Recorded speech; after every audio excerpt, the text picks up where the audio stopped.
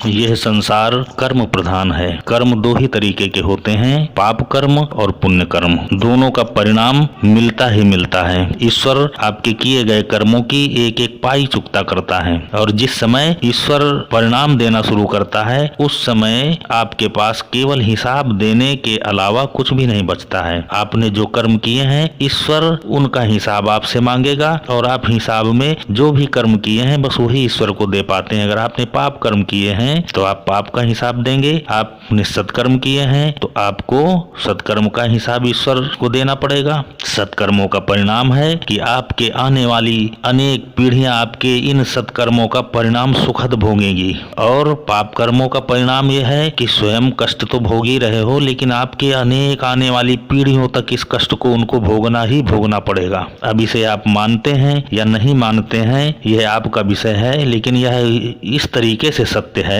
कि जैसे व्यक्ति को मालूम है कि उसका अगर जन्म हुआ है तो उसका मृत्यु भी निश्चित है, लेकिन व्यक्ति उस मृत्यु को भूल करके केवल आनंद में अपना जीवन यापन कर रहा है, जबकि यह यथार्थ सत्य है कि उसका जीवन एक दिन नष्ट जरूर होगा। मृत्यु निश्चित है, लेकिन व्यक्ति भूला हुआ है।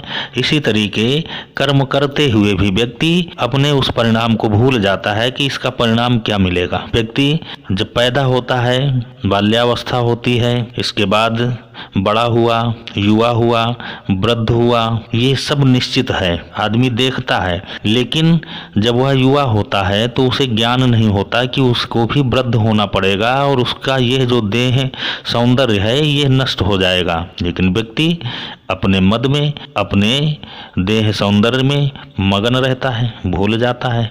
इसी तरीके कर्म करते हुए भी व्यक्ति भूल जाता है, और वह केवल भौतिक सुखों के लिए कर्म करता रहता है। उन भौतिक सुखों की प्राप्ति के लिए वह तमाम तरीके के पाप कर्म भी करता जाता है। पाप कर्मों का भोग भोगना ही पड़ेगा, यह आगे आपकी वंश परंपरा तक जाएगा। सत्कर्मों का भोग आपको सुखद मिलेगा, यह आपके आने वाली पीढ़ियां भी सुख भोगेंगी। इसलिए आज आपके हाथ में है, आज आप सक्षम हैं, अपने कर्म को सही दिशा दे सकते हैं और सत्कर्मों में अपना इस समय को लगा सकते हैं। सत्कर्म क्या है? आप अपनी आमदनी करें, आप अपना संचय करें, आप अपने सुख को संचित करें, लेकिन आपके इन सारे जो सुख के संचय के साधन हैं, जो आपकी सुख की जो भी उपलब्धियां हैं, उनमें अगर किसी का अहित नहीं होता, कोई व्यक्ति आपसे कुंठित नहीं होता, परेशान नहीं होता, किसी व्यक्ति का किसी भी प्रकार का कोई अगर कष्ट नहीं होता, किसी व्यक्ति का नुकसान नहीं होता, क्लेश नहीं होता, तो वह निश्चित ही सत्कर्म है।